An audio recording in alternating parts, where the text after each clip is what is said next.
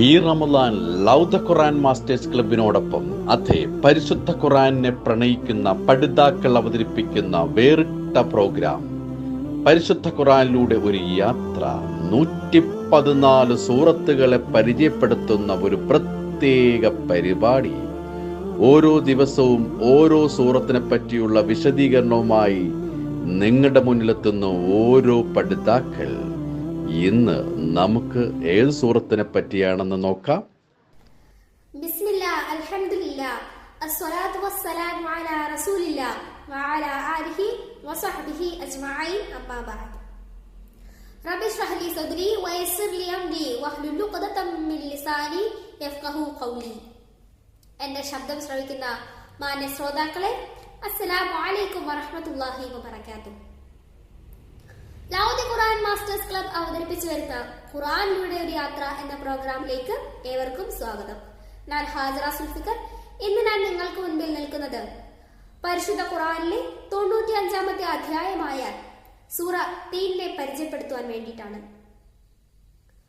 മക്കയിൽ അവതരിച്ച ഈ സൂറത്തിന് ആകെ 8 ആയത്തുകളാണുള്ളത്. ഒരു റുക്കുവിലായിട്ടാണ് ഈ സൂറത്ത് അവതരിച്ചിട്ടുള്ളത്. ഈ അധ്യായത്തിന്റെ 1-ാമത്തെ വചനത്തിലെ ഒരു വാക്ക് തന്നെയാണ് ഈ സൂറത്തിന്റെ പേര്.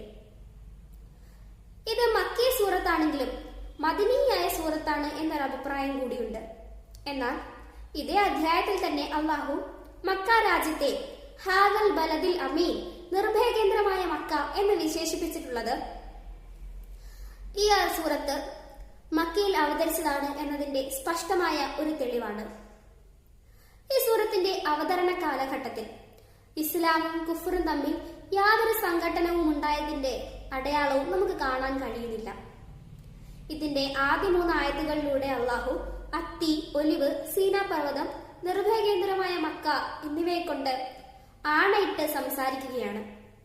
ഇതുപോലെ ഖുർആന്റെ പല ഭാഗത്തും കാലം, പേന, നക്ഷത്രം, സൂര്യൻ, ചന്ദ്രൻ, പ്രവാചകൻ എന്നിങ്ങനെ ധാരാളം കാര്യങ്ങളെ കൊണ്ട് അള്ളാഹു സത്യം ചെയ്ത് സംസാരിക്കുന്നതായി നമുക്ക് കാണാൻ കഴിയും. അള്ളാഹുവിന്റെ സൃഷ്ടി വൈഭവത്തെ കുറിച്ച് മനുഷ്യൻ ചിന്തിക്കുന്നതിനും അവയിൽ ഉറച്ചു വിശ്വസിക്കുന്നതിനും വേണ്ടിയിട്ടാണ് അള്ളാഹു ഇങ്ങനെ സത്യം ചെയ്ത് സംസാരിക്കുന്നത്. ഇവിടെ ഈ 4 കാര്യങ്ങളെ കൊണ്ട് അള്ളാഹു സത്യം ചെയ്ത് പറയുന്നത് എന്താണ്? തീർച്ചയായും മനുഷ്യനെ ഏറ്റവും നല്ല പാകതയിലായിട്ടാണ് അള്ളാഹു സൃഷ്ടിച്ചിട്ടുള്ളത് എന്ന വസ്തുതയാണ് ഇവിടെ അള്ളാഹു ആണയിട്ടുകൊണ്ട് പറയുന്നത്. ശാരീരികമായും ബുദ്ധിപരമായും ആത്മീയമായും എല്ലാം തന്നെ ഏറ്റവും ഉത്കൃഷ്ടനായിട്ടാണ് അള്ളാഹു മനുഷ്യനെ സൃഷ്ടിച്ചിരിക്കുന്നത്. അവനേക്കാൾ വമ്പിച്ച എത്രയോ വസ്തുക്കളെ പോലും ഭരിക്കുവാനും കീഴൊതുക്കുവാനും വേണ്ടിയിട്ടുള്ള പക്വതയും പ്രാപ്തിയുമാണ് അള്ളാഹു മനുഷ്യനെ നൽകിയിട്ടുള്ളത്. എന്നാൽ അതേ മനുഷ്യനെ തന്നെ അള്ളാഹു അവൻ സത്യവിശ്വാസവും സൽക്കർമ്മവും സ്വീകരിക്കാത്ത പക്ഷം ഏറ്റവും അധമനാക്കി തരം താഴ്ത്തിയിരിക്കുകയാണ്. അഥവാ ആ മനുഷ്യൻ അള്ളാഹുവിന്റെ അടുക്കൽ ഏറ്റവും നികൃഷ്ടനും ദുഷ്ടനുമായിരിക്കും. അവന് ലഭിക്കുന്ന പ്രതിഫലമാകട്ടെ ഏറ്റവും ശോചനീയവും ഏറ്റവും നിന്ദ്യവുമായിരിക്കും. നേരെ മറിച്ച് സത്യവിശ്വാസവും സൽക്കർമ്മവും സ്വീകരിച്ച് മുന്നോട്ട് പോകുന്നവർക്ക് അള്ളാഹുവിന്റെ അടുക്കൽ ഏറ്റവും ഉയർന്ന സ്ഥാനമായിരിക്കും ഉണ്ടാവുക. അവർക്ക് ലഭിക്കുന്ന പ്രതിഫലമാകട്ടെ ഏറ്റവും ശാശ്വതമായതും എന്നും നിലനിൽക്കുന്നതുമായിരിക്കും. ഇത്തരം 2 ജനതകളാണ് മനുഷ്യർക്കിടയിലുള്ളത് എന്നാണ് അള്ളാഹു ഈ സൂറത്തിലൂടെ സൂചിപ്പിക്കുന്നത്. ഒടുവിൽ ഈ സംഭവ യാഥാർത്ഥ്യത്തെ ന്യായമായി ഉന്നയിച്ചുകൊണ്ട് അള്ളാഹു ചോദിക്കുകയാണ്, തീർത്തും പരസ്പര വിരുദ്ധരായ ഈ 2 തരക്കാരാണ് മനുഷ്യർക്കിടയിലുള്ളതെങ്കിൽ കർമ്മഫലത്തെ നിഷേധിക്കാനാവുന്നത് എങ്ങനെയാണ്? പാപത്തിന്റെ അഗാധ ഗർത്തത്തിലേക്ക് പതിച്ചു പോകുന്നവർക്ക് ശിക്ഷയും പുണ്യതയുടെ ഉന്നതിയിലേക്ക് ഉൾക്രമിക്കാൻ ശ്രമിക്കുന്നവർക്ക് രക്ഷയും നടപ്പാക്കിയില്ല എങ്കിൽ ദൈവ നടപടികളിൽ എന്ത് നീതിയാണുള്ളത്? മനുഷ്യന്റെ സാമാന്യ ബുദ്ധി ആഗ്രഹിക്കുന്നത് ഏറ്റവും നീതിമാനായ ഒരു വിധികർത്താവിനെയുമാണ്. അള്ളാഹു ആകട്ടെ വിധികർത്താക്കളിൽ വെച്ച് ഏറ്റവും ശക്തിമാനും യുക്തിമാനും അധികാരസ്ഥനുമായ വിധികർത്താവുമാണ്. എന്നിരിക്കെ മനുഷ്യന് അള്ളാഹു നീതി പാലിക്കുകയില്ല എന്ന് സങ്കല്പിക്കാൻ, എന്ന് ചിന്തിക്കാൻ എങ്ങനെ സാധിക്കുന്നു എന്നാണ് അള്ളാഹു ഇവിടെ ചോദിക്കുന്നത്. ഇതവർ ഓർത്തിരിക്കട്ടെ എന്നതാണ് ഈ സൂറത്തിന്റെ ആകെയുള്ള സാരം.